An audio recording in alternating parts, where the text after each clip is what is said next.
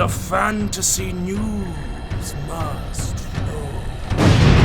Hello, my name is Greene, and I have usurped this channel for the greater good. Daniel Greene has been pushed past the event horizon of a black hole, and any mention of his name will be punished by turning everyone you love into a Funko Pop. Our first story is, of course, House of the Dragon. It launched this week on HBO with a record 10 million viewers, which is the biggest premiere in HBO's history. And for context, Game of Thrones at its height once reached 17 million, and Euphoria, HBO's second largest show ever, has only ever reached 6.6 million in that same time span. This is well bigger than the premiere of Stranger Things Season 4, which came out earlier this year. It's based on Fire and Blood, which is a fantastic book. Now, there's been a little bit of a kerfuffle over, the ending to Game of Thrones Season 8. Fair, and that maybe that destroyed any faith in the series, but that is clearly not true. People are tuning in. It's also important to remember that this is not made by the same creators, and Gurram himself seems to be a lot more involved. He's quoted as having said, "It had everything I thought we needed for a successful successor show," and he seems to have a really big hand in it, especially because we already have the entire story from start to finish. But we've got to look inside ourselves and start asking the real questions. Is it good? Well, tell me what you thought below, but yes, House of the Dragon has been mostly met with pretty universal acclaim from fans of the book and of the original series, and critics, it seems, with all the politicking and machinations that we so loved in those earlier seasons of the original show, and with a lot less... Well, Danny kind of forgot about the Iron Fleet. Now, that does not mean it's flawless. There's one moment at the end of the episode that is causing a bit of a stir and some different opinions, but overall, it's a really solid and promising start. It's also a faithful adaptation of the story, which a lot of people value, and I am 100% not only going to keep watching, but I am excited to do it. But also, because God has deemed that nothing should ever be purely good, there is also a line of Funko Pops being made from House of the Dragon characters. Kill me. Second up, we have Rings of Power. A new trailer has just dropped, and I gotta be honest, I'm just not quite there yet. Like, I am not someone who is determined to hate this show. I don't have any reason to, want it to be bad. That is just not who I am, okay? But we're this close to the release, and I still feel like I have no idea what this show is gonna feel like. I barely have any idea what it's going to be about. House of the Dragon had one thing with its marketing, okay? It had clarity. We knew what we were in for, and it seemed like they delivered. We had a good idea of what to expect, and I don't have that with Rings of Power yet. This trailer has been met with a mixed reception. It has some really odd music over it. So Middle-earth is this ancient, waning world. It's ethereal, it's enchanting. That's part of the world to me in such an intimate way. But they went into this trailer with what sounds like a modern song. It just feels tonally off. There's also this line where Galadriel says, if I put down my sword, then who will I be? And I'm not gonna say that is bad from the outset. I think it's a bit more complicated than that. But I really do need to see where they're taking that character to be sold on that line, right? There's a lot we don't know about Galadriel. There's a lot of room for them to move, so I'm fine with them expanding on the character, but I want to see how they bring to life the stuff that we do know about her. But it looks odd in this trailer. I don't know what it is. The thing is, I actually do think it looks like a fantastic fantasy series. I'm just not convinced it looks like a fantastic fantasy series set in Middle-earth. That's a very important difference. And look, I don't know, maybe I am biased, maybe my perception is warped by the Jackson trilogy. I don't know how I would feel in that case.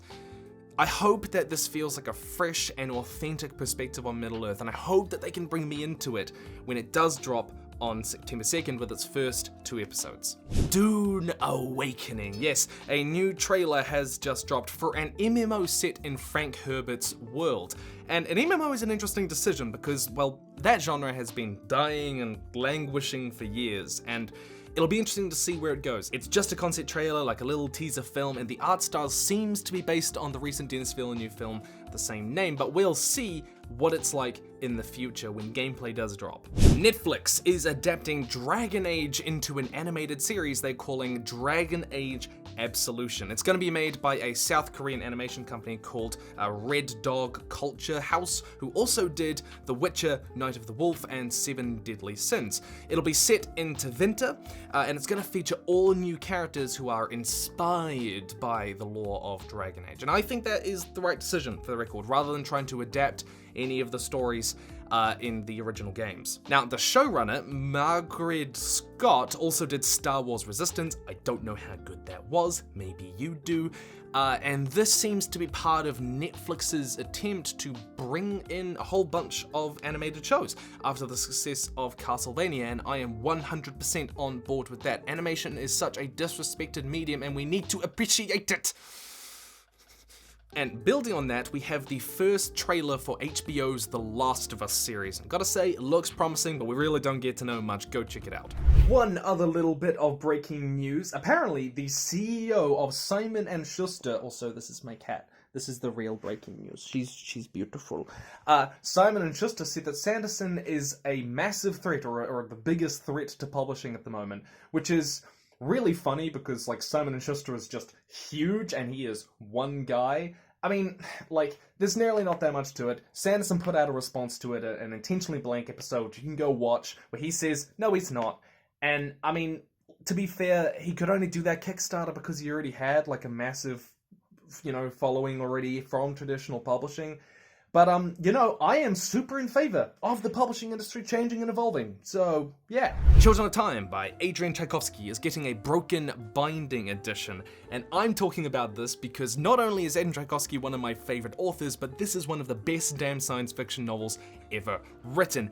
And you should read it. If you haven't heard of it, let me sell it to you. Humanity has spread out into the stars, okay? Except we're not doing it with colonies or anything like that. Nah, we're doing it with science. We seed planets with life. We put apes down on the surface, and we send down a virus that accelerates their evolution. Except it goes wrong. And the virus doesn't infect the apes to create new humans. No. It infects spiders. Yeah, you gotta check this out, and the edition being made by Broken Binding is absolutely gorgeous. I mean, just look at it. Just look at it. It's so beautiful. It's gonna come signed in hardback with new jackets, a ribbon bookmark, digitally designed edges, and foils on the boards.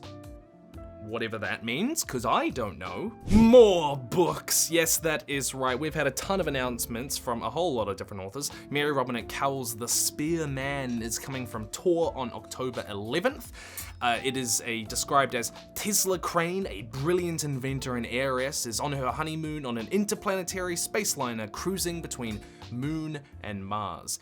And you can actually read an excerpt of that for free over on Tor right now, link below. Secondly, we have 2 new books in the Red Rising series by Pierce Brown. The author took to Instagram to show us Lightbringer and Red God as the titles, with the phrase per aspera ad astra, which means through hardships to the stars. These are not the final covers, which is good because they suck.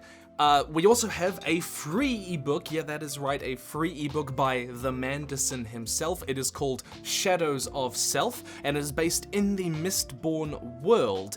Announced on his YouTube channel, and it is coming, well actually it's out right now, so go read it if you want. Doctor Who is coming to Magic the Gathering, and yes, I know that Daniel doesn't cover Doctor Who because he's too much of a coward, but I'm the captain now. Apparently they're releasing Commander decks based around each of the different Doctors, and I think that's great, and that Magic the Gathering is definitely not running out of ideas.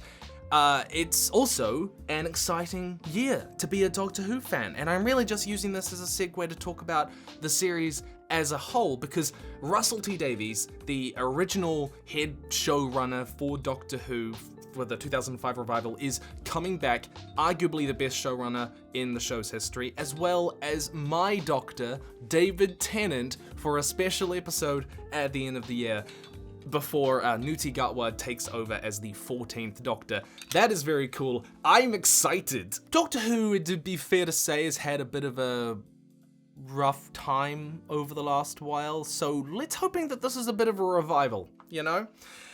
It appears my time is up. Unfortunately, locking Daniel behind the event horizon of a black hole didn't imprison him forever, but turn him into an eldritch god who is determined to